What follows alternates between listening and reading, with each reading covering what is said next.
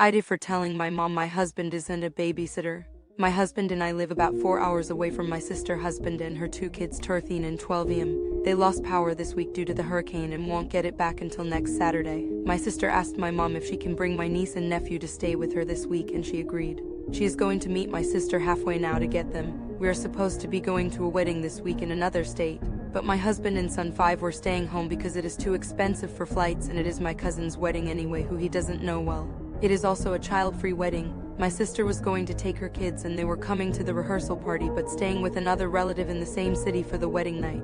My mom just called me and asked if my husband would watch the kids instead. My husband is hesitant because he has to work, has to get my son to school every day, and they would just be here. He's just uncomfortable doing it himself. I told my mother I can stay home and help him, but she is adamant I go. She doesn't see the big deal because they are teenagers that don't do anything, but that is not true. They always complain that they are bored constantly. I know it will be hard for him to handle all 3 for 3 days plus the pets. My mother is pissed now because she doesn't understand why we are pushing back. She also got angry because I asked her if my sister knew she was calling me and why won't she call me herself to ask.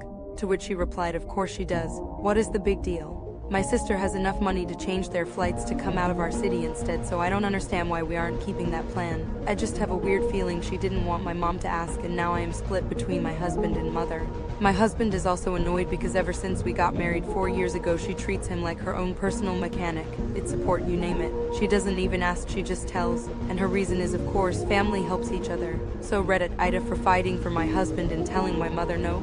Honestly, I don't even want to go to the wedding anymore because I won't have my husband with me. When she inevitably talks about him pushing back to everyone she can there, she is retired and has nothing else to do but cause drama.